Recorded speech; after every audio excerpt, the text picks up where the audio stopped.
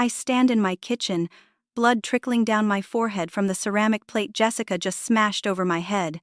20 family members freeze in shocked silence as my daughter-in-law screams about apartment deeds and monthly payments. Shattered pieces litter my hardwood floor like broken promises, but instead of tears or anger, I smile calmly and say the words that will change everything. You have no idea what I just did while you were all eating dinner. The room goes deathly silent. Every face turns pale with sudden, creeping fear. Let me take you back 6 months to when this nightmare began. My name is Brianna, and at 68 years old, I thought I had seen every kind of human behavior during my decades of living. I was wrong. It started on a crisp October morning when Jessica knocked on my apartment door with tears in her eyes and what seemed like genuine desperation. She had been married to my son Michael for 2 years, and I genuinely believed she loved him. That morning, she clutched a stack of papers and spoke in a trembling voice about her mother, Patricia, needing urgent medical care.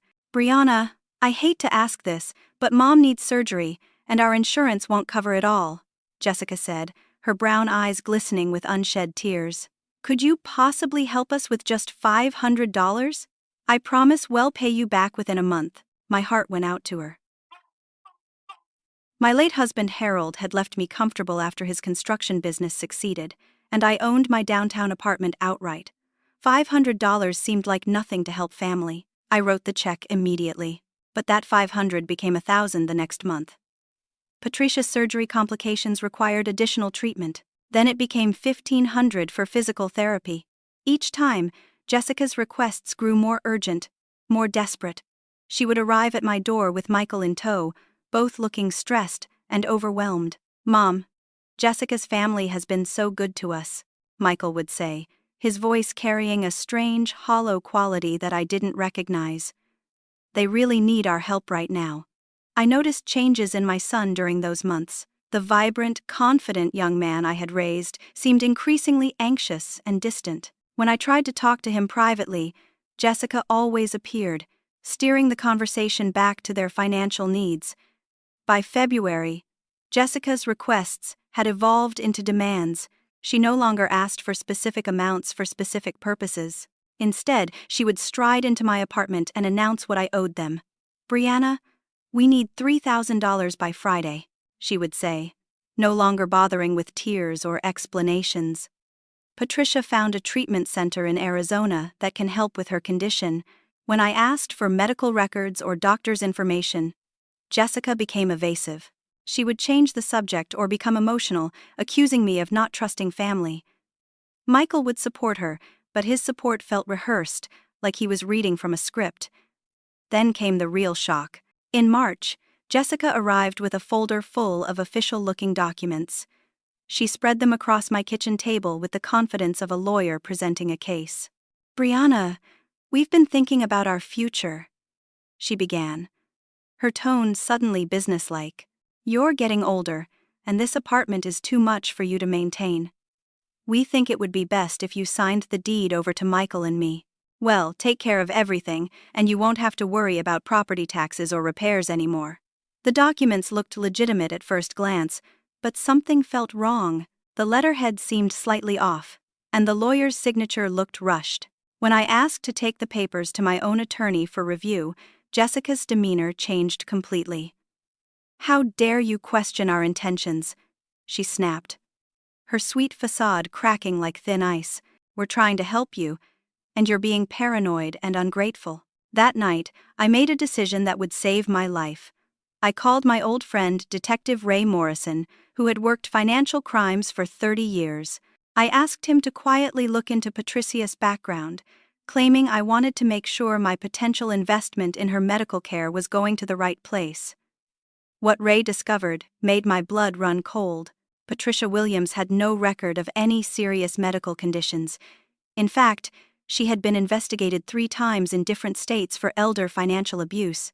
Each time, charges were dropped when the elderly victims mysteriously changed their minds about pressing charges or died suddenly of apparent natural causes. But the most shocking discovery was yet to come. Ray's investigation revealed that Jessica and Michael had never legally filed their marriage certificate. Their wedding ceremony had been a sham, performed by Patricia's brother, who had no authority to conduct marriages in our state. As the pieces began falling into place, I realized I wasn't dealing with a desperate daughter-in-law seeking help for her sick mother. I was facing a sophisticated criminal operation that had perfected the art of targeting elderly people through their own family members. The woman I had welcomed into my home, the woman I thought was my son's wife, was nothing more than a predator who had been systematically positioning herself to steal everything I had worked for during 40 years of marriage to Harold. But Jessica had made one critical mistake. She had chosen the wrong target. Detective Morrison's investigation opened doors I never expected to walk through. Within 2 weeks, he had uncovered a criminal network that spanned 5 states and had been operating for over a decade. Patricia Williams wasn't just a small-time scammer. She was the mastermind behind a sophisticated elder abuse operation that used her own daughters as weapons. Jessica was the youngest of 3 sisters, all of whom had been trained from childhood to identify, seduce, and manipulate vulnerable targets. "Brianna, you need to see this," Ray said when he visited my apartment with a thick manila folder. He spread photographs and documents across my dining room table like evidence in a murder trial. "Patricia has been running this scam since the girls were teenagers. They target recently widowed individuals with substantial assets and adult children who can be manipulated." The photographs showed Patricia's previous victims. An 80-year-old man in Texas who had signed over his ranch before dying mysteriously of food poisoning, a wealthy widow in Florida who had transferred her beach house and life savings before suffering a fatal fall down her own stairs, and a retired professor in Colorado who had changed his will to benefit Patricia's family just days before succumbing to what appeared to be a stroke. But the most disturbing discovery was yet to come. Ray had obtained medical records that suggested none of these deaths were accidental. Each victim had traces of rare plant toxins in their systems, substances that would be virtually undetectable without specific testing that coroners rarely performed on elderly deaths. The Colorado victim's grandson became suspicious and demanded an autopsy. Ray explained, pointing to a toxicology report. "They found oleander extract and castor bean derivatives. Both can cause symptoms that mimic heart attacks or strokes in elderly people." My hands trembled as I absorbed this information. Harold's sudden heart attack 8 months after meeting Jessica began to take on a sinister new meaning. He had been perfectly healthy, with no history of cardiac problems. The night he died, Jessica had insisted on making dinner for us, claiming she wanted to show appreciation for our help with Patricia's medical bills.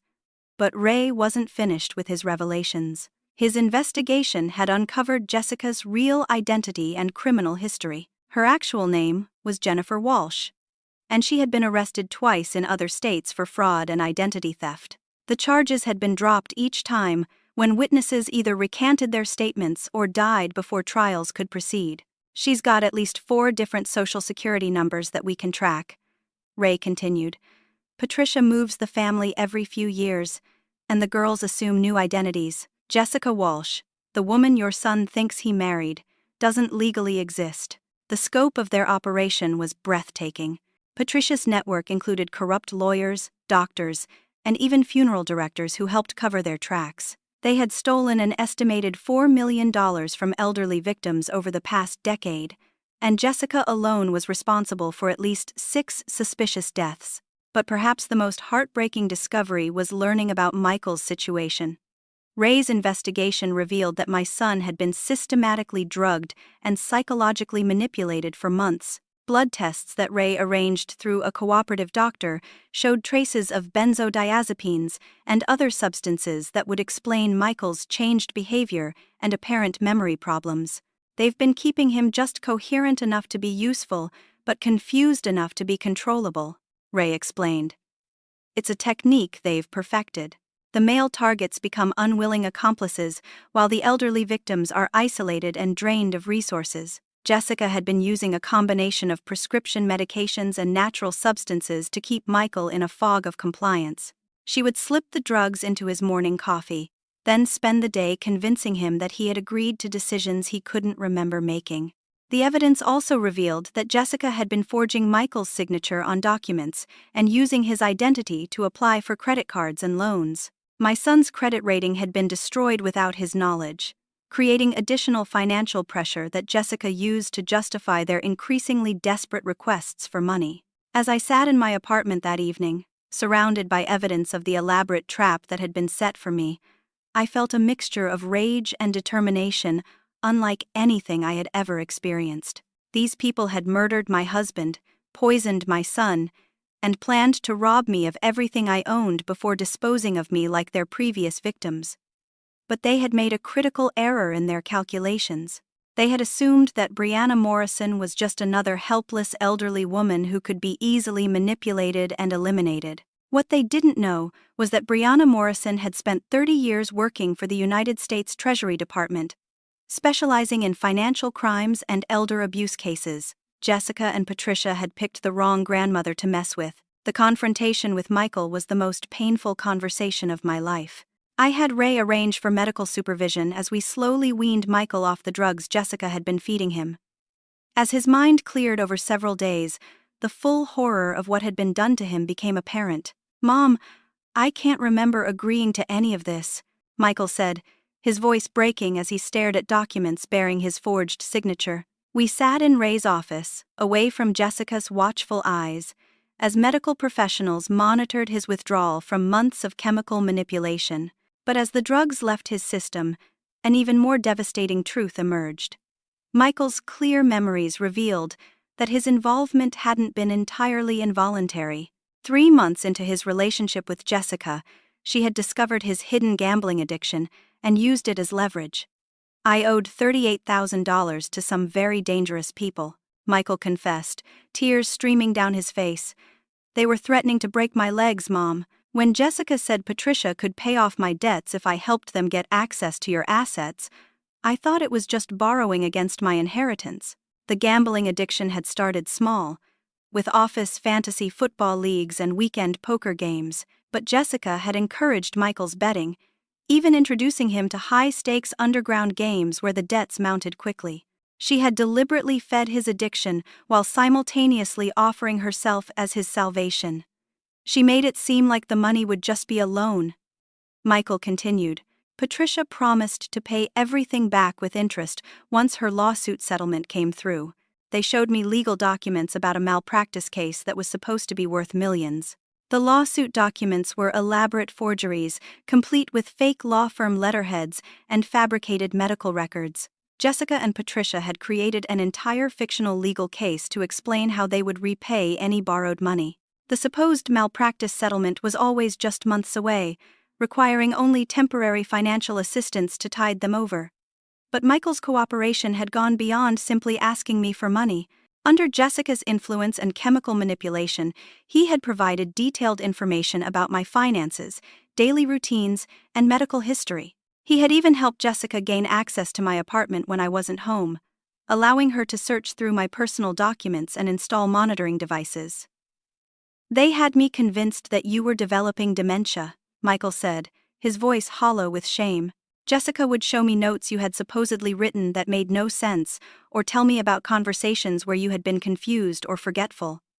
I thought we were helping you by taking control of your finances." The supposed evidence of my cognitive decline had been carefully manufactured. Jessica would rearrange items in my apartment during her visits, then point out my confusion when I couldn't find things. She would ask me complex questions during family gatherings, then claim I had given nonsensical answers when discussing the conversations with Michael later. Ray's investigation revealed that Jessica and Patricia had used this gaslighting technique with previous victims. They would create false evidence of mental incompetence, then use concerned family members to petition for guardianship or power of attorney. Once they gained legal control over their victims' finances, the elderly targets rarely survived more than a few months. "The plan was to have you declared mentally incompetent and committed to a nursing home," Michael admitted. Patricia had already identified a facility that would accept falsified medical records. "Jessica said you would be comfortable there, and we could visit whenever we wanted." The nursing home was actually a substandard facility with a history of neglect and suspicious patient deaths. Patricia had connections with corrupt administrators who would accept patients with forged commitment papers and look the other way when those patients died prematurely from apparent natural causes. But as Michael's mind cleared, he began to remember details that Jessica thought he had forgotten. During his drugged periods, he had overheard conversations between Jessica and Patricia where they discussed their previous victims and planned my eventual elimination. They talked about making it look like you had fallen down the stairs or had accidentally taken too many medications, Michael said, his voice barely above a whisper. Jessica practiced putting substances in food that would cause confusion and disorientation. She said it was important that your death look accidental and that there be no investigation. The most chilling revelation was that Harold's death hadn't been their first murder in our family. Ray's investigation had uncovered evidence that Patricia had been slowly poisoning Harold for months before his fatal heart attack, using plant-based toxins that would be virtually impossible to detect in a routine autopsy. Jessica bragged to Patricia about how easy it had been. Michael continued. She said Harold never suspected anything because the symptoms looked like normal aging at first. Fatigue, occasional confusion, mild stomach problems. By the time he had the heart attack, everyone accepted it as a natural death for a man his age. But despite the devastating betrayal, I could see that Michael was as much a victim as I was. Jessica and Patricia had exploited his weaknesses and manipulated his love for me to turn him into an unwilling accomplice. The gambling addiction had provided the leverage they needed, while the drugs had kept him compliant and confused. As we sat in that office, I watched my son struggle with the realization that his actions had endangered my life and contributed to his father's murder. The guilt and shame were overwhelming, but I could also see the relief in his eyes as the chemical fog lifted and his natural protective instincts toward me began to reassert themselves. "Mom, I'll do whatever it takes to make this right," Michael said, grasping my hands with a desperation I hadn't seen since he was a child. "Tell me how to fix this. Tell me how to help you stop them." That's when I smiled for the first time in months and told my son about my own hidden background and the trap that was already closing around Jessica and Patricia. "Michael, there's something about your mother that Jessica and Patricia never bothered to investigate," I said, watching my son's eyes widen as I opened a filing cabinet in Ray's office. "Before I married your father, my name was Brianna Chen, and I spent 30 years working for the United States Treasury Department."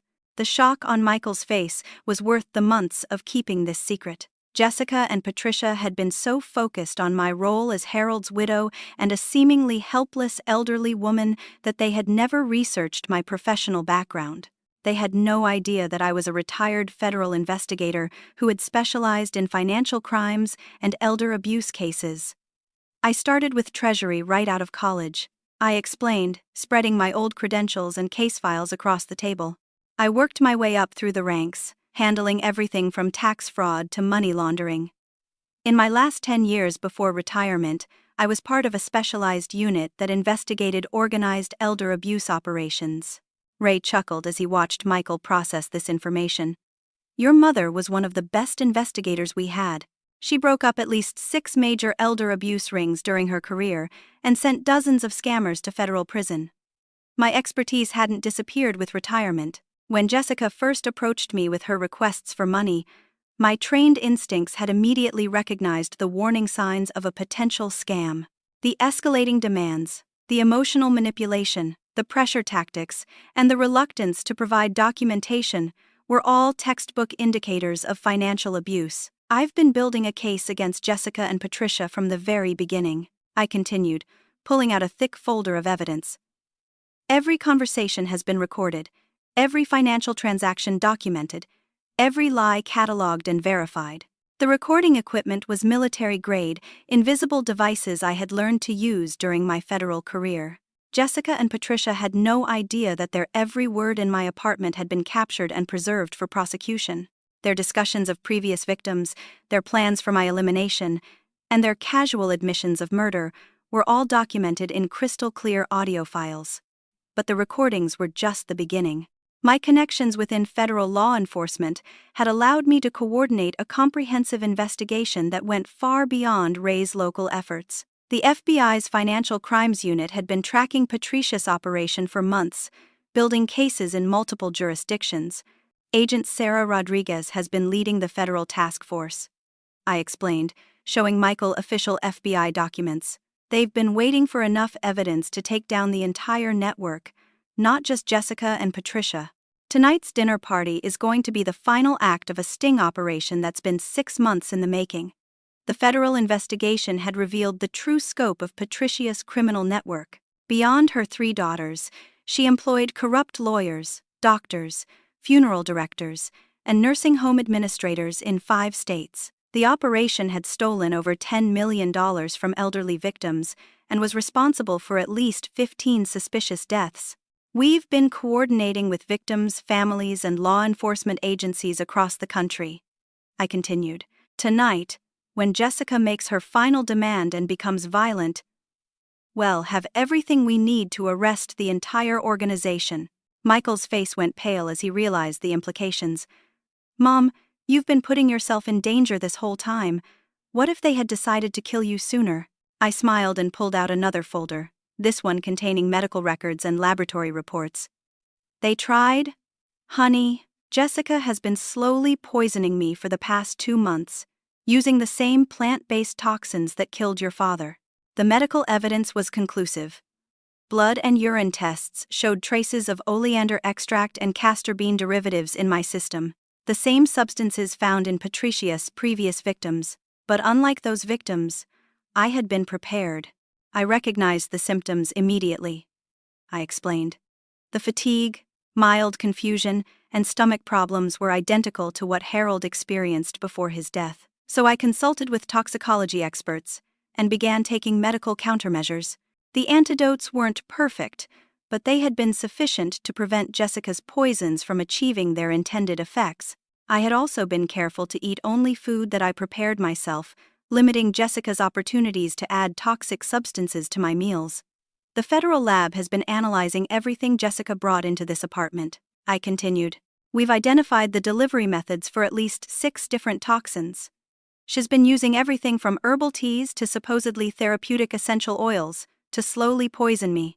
But perhaps the most important element of my preparation had been the wire recording equipment I would be wearing during tonight's dinner party. The device was so sophisticated that it could capture conversations from across the room while being completely undetectable under clothing. When Jessica becomes violent tonight, as we know she will when I refuse her final demands, every word will be recorded and transmitted directly to federal agents positioned throughout the building, I explained. Her assault on me will be the final piece of evidence needed to trigger the arrests. Ray leaned back in his chair and shook his head in admiration. Brianna, in 30 years of police work, I've never seen anything like this. You've been running your own federal investigation while pretending to be a helpless victim. But the most satisfying part of my preparation was yet to come. The federal task force had spent months freezing Patricia's assets and preparing to recover millions of dollars stolen from previous victims. When the arrests happened tonight, Jessica and Patricia would discover that their entire financial empire had already been dismantled. Michael, tonight you're going to see justice served for your father's murder and for all the other innocent people this organization has destroyed, I said, placing my hand on his shoulder. But first, we need to get you wired for recording as well. Your testimony about the drugging and manipulation will be crucial for prosecution. As we prepared for the evening's confrontation, I felt a sense of anticipation I hadn't experienced since my active federal service. Jessica and Patricia thought they were closing in on their biggest score yet. Instead, they were walking directly into the most comprehensive sting operation in elder abuse history. The hunters were about to become the hunted. The dinner party on Sunday evening was carefully orchestrated theater. I had invited 20 family members, ostensibly to celebrate Michael's birthday but actually to provide witnesses for Jessica's final, desperate gambit. Federal agents were positioned throughout my apartment building, in the hallway, and even among the guests themselves. Agent Rodriguez had insisted on placing 2 undercover agents at the party itself. My cousin David, who lived in Seattle and whom Jessica had never met, was actually Agent Thompson from the FBI's Financial Crimes Unit. The new neighbor I had introduced as Margaret was Agent Kim, a specialist in domestic violence and assault cases. Remember, Brianna, let Jessica make all the demands and threats herself. Agent Rodriguez had coached me earlier that day. Don't prompt her or lead her into saying anything. We need her own words to convict her. The wire I wore was so advanced that it picked up conversations from across the room while being completely invisible under my Sunday dress. Every word spoken in my apartment was being transmitted to a surveillance van parked outside and recorded on multiple federal devices. Jessica arrived an hour late, which was unusual for her. She typically appeared early to position herself strategically for manipulation opportunities. But when she finally walked through my door, her agitation was immediately apparent. "Where's Patricia?" I asked, noticing that Jessica's mother hadn't accompanied her as planned.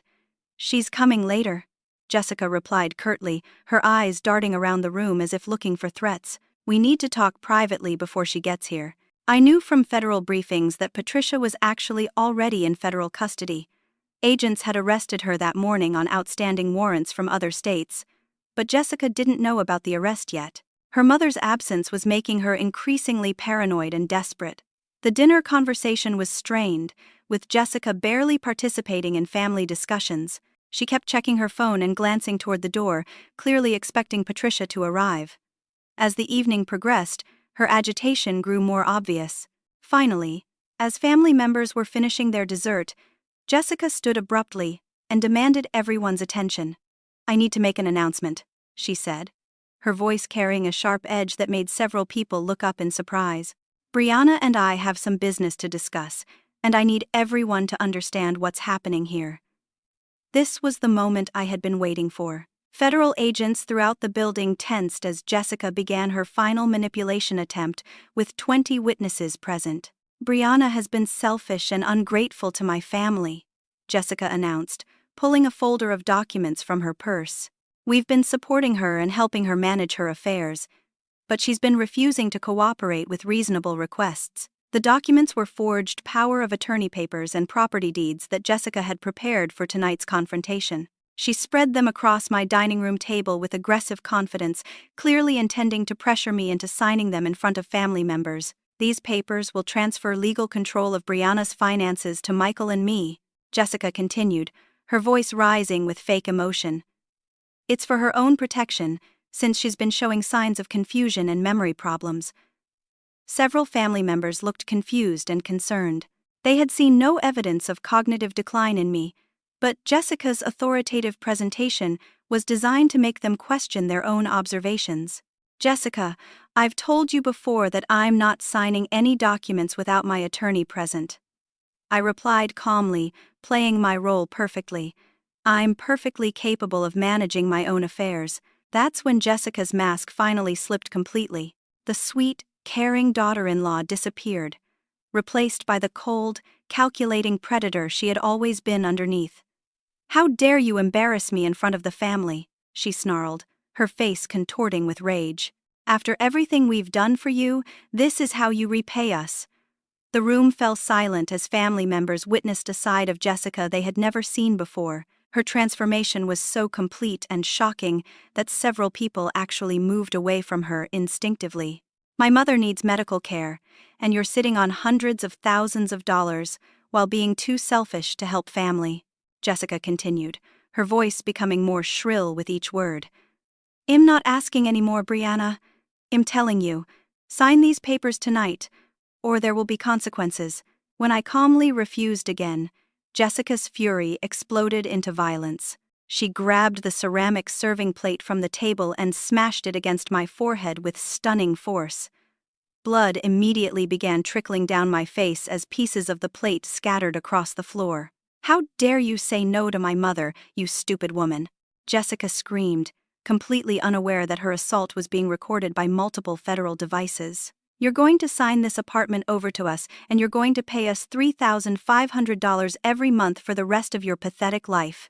The room erupted in chaos as family members shouted in shock and horror. Several people moved to help me while others backed away from Jessica's continuing rage.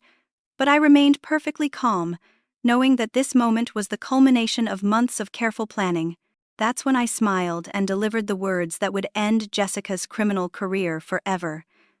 "You have no idea what I just did while you were all eating dinner," I said quietly, my voice carrying clearly through the sudden silence. Jessica's face went white as she registered the confidence in my tone. Around the room, family members stopped their panicked conversations and stared at me with growing realization that something much larger was happening. "What did you do?" Jessica whispered, her voice suddenly small and frightened. I continued smiling as I reached for my phone and made a simple call.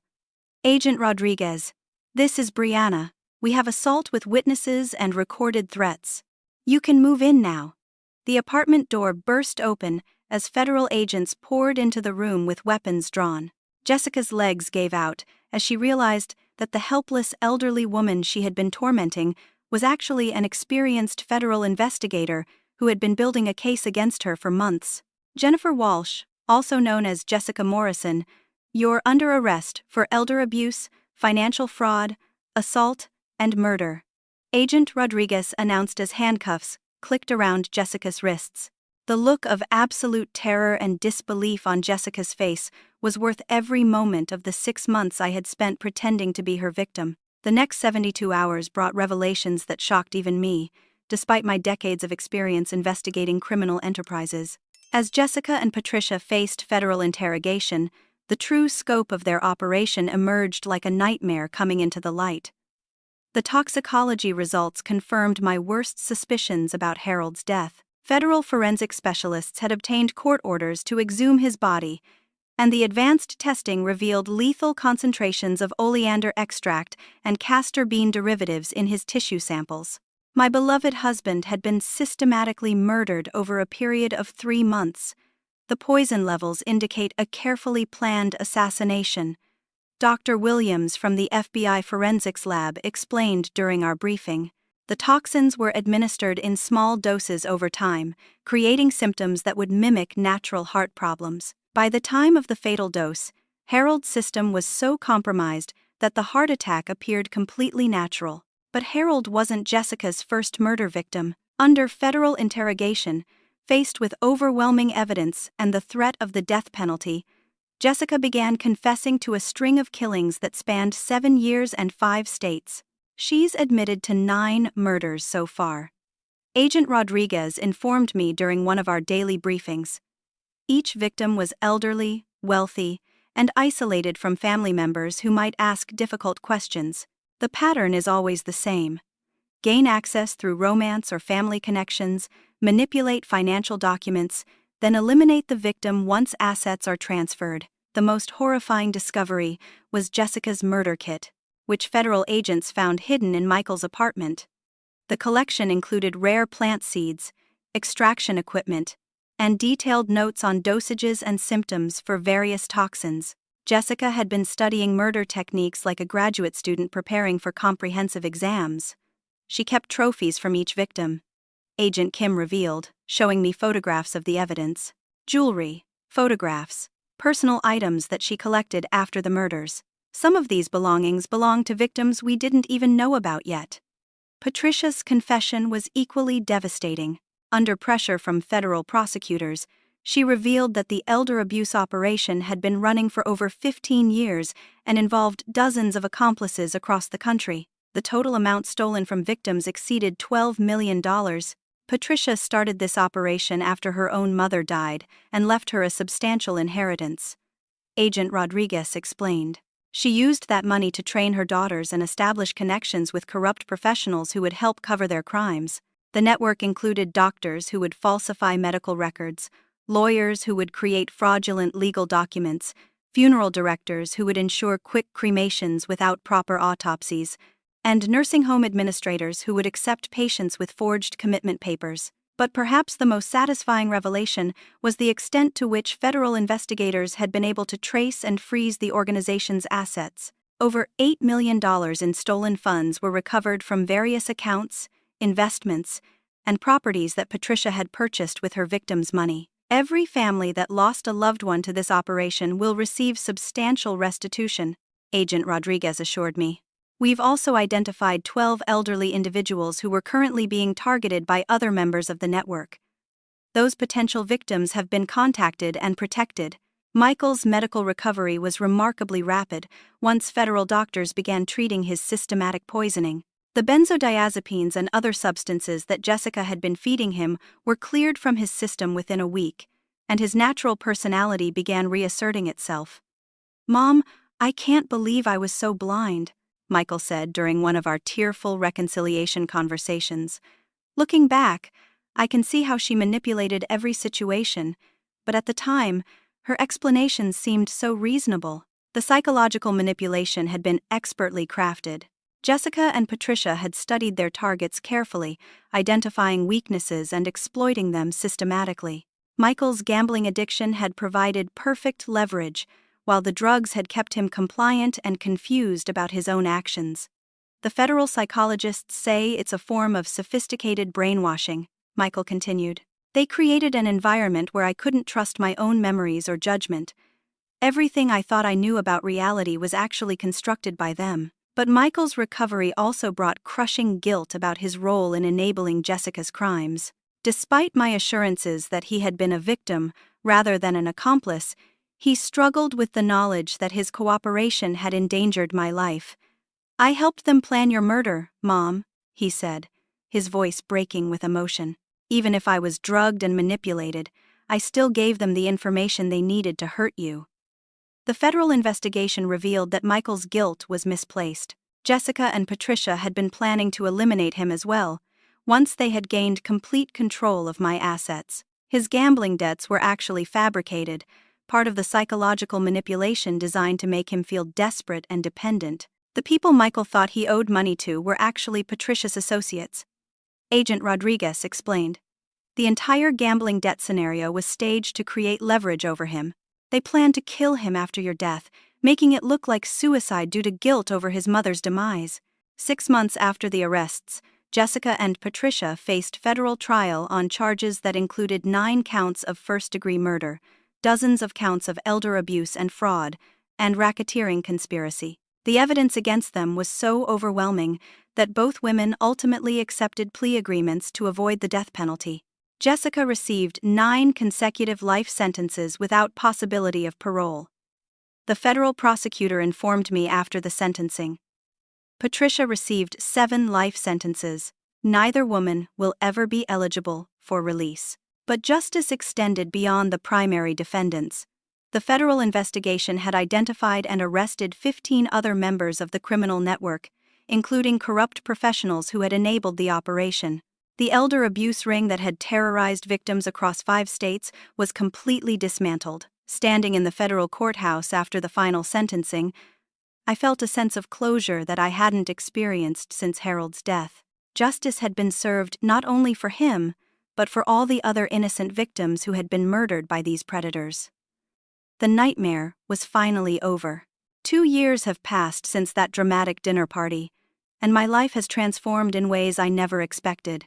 The apartment that once felt like a trap has become a symbol of strength and resilience. Michael and I renovated it together, creating new memories to replace the dark ones that Jessica and Patricia had tried to impose on our family. Michael's recovery has been nothing short of miraculous. Free from chemical manipulation and psychological abuse, he has become the man I always knew he could be. He completed treatment for the gambling addiction that Jessica had exploited, and he now works as a counselor helping other victims of financial manipulation and abuse. "Mom, helping other people recognize the warning signs gives meaning to what I went through," Michael told me recently. "I can spot the manipulation techniques immediately now, and I've been able to help dozens of families avoid similar traps." 6 months after the trials ended, Michael met Sarah, a nurse who works with elderly patients at the local hospital. Their relationship developed slowly and naturally, built on honesty and genuine affection rather than the artificial manipulation that had characterized his time with Jessica. They married last spring in a small ceremony surrounded by family who actually loved and supported them. As for me, I discovered that retirement from federal service didn't mean retirement from fighting crime.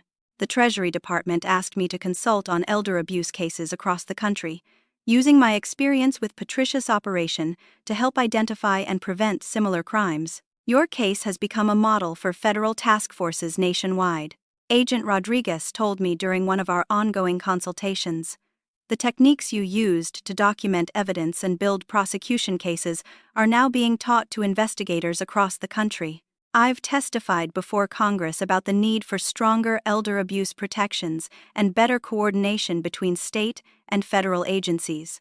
The legislation that resulted from those hearings has made it much more difficult for criminals like Patricia to move between states and assume new identities. But perhaps the most meaningful part of my new work has been establishing the Harold Morrison Foundation for Elder Protection. Using the restitution money recovered from Patricia's operation, along with my own contributions, we've created a national network that helps elderly individuals and their families recognize and respond to financial abuse. We've prevented over 200 cases of elder abuse in just 18 months. Foundation Director Carol Stevens reported at our recent board meeting. The early warning systems and rapid response protocols that Brianna developed are saving lives and preserving families across the country. The foundation operates a 24-hour hotline staffed by retired law enforcement officers and social workers who understand the sophisticated tactics used by modern elder abuse criminals. We also provide free legal assistance to families dealing with suspected financial manipulation. Michael has become one of our most effective advocates, speaking at community centers and senior facilities about the psychological manipulation techniques that made him an unwitting accomplice to Jessica's crimes. His honesty about his own experiences resonates with audiences in ways that professional presentations cannot match. I was a successful, educated adult, but I was still completely manipulated by people who understood my vulnerabilities. He tells audiences, if it happened to me, it can happen to anyone. The key is recognizing the warning signs and asking for help before it's too late. Sarah has joined our foundation as well, bringing her medical expertise to help identify the physical symptoms that can indicate systematic poisoning or other forms of abuse. Her work has already led to the discovery of 3 cases where elderly individuals were being slowly poisoned by family members or caregivers. The family relationships that Jessica nearly destroyed have been rebuilt on foundations of truth and mutual respect. Sunday dinners at my apartment have resumed, but now they're celebrations of genuine affection rather than opportunities for manipulation. The relatives who attended that fateful dinner party have become some of our strongest supporters in the fight against elder abuse. Even my relationship with Michael has reached new depths of understanding and trust. The betrayal and manipulation we endured together has ultimately made us closer, as we learn to recognize and value authentic love over artificial manipulation. Mom, I know that Harold would be proud of how you turned his murder into something that's protecting other families, Michael said recently, as we placed flowers on Harold's grave. You didn't just get justice for him, you created a legacy that will save lives for generations. Standing in that cemetery, I reflected on the lessons this experience has taught me about trust, vigilance, and the importance of never underestimating the strength that comes from experience and wisdom. Jessica and Patricia thought they were targeting a helpless elderly woman, but they discovered that age and experience can be the most powerful weapons against those who prey on the vulnerable. The most important lesson I want to share is this: never be embarrassed to ask questions, demand documentation, or seek second opinions when family members make unusual requests involving your finances or legal affairs. Real love is patient and understanding when you need time to make important decisions. Predators always create artificial urgency and become angry when you want to proceed carefully. Trust your instincts when something feels wrong, even if you can't immediately identify what's bothering you. If family members suddenly seem different, if their requests escalate rapidly, or if they become hostile when you ask for clarification, these are warning signs that require immediate attention from professionals outside the family circle. Most importantly, remember that experience and wisdom earned over decades of living are valuable assets that shouldn't be surrendered easily. The elderly errant helpless victims waiting to be exploited were repositories of knowledge and strength that criminals underestimate at their own peril. As I write this story, Jessica and Patricia are serving their life sentences in federal prison, while the foundation that emerged from their crimes continues to protect families across the nation. Evil intended for destruction has been transformed into a force for protection and justice. The plate Jessica smashed over my head left a small scar on my forehead that I wear proudly as a reminder of the moment when justice began.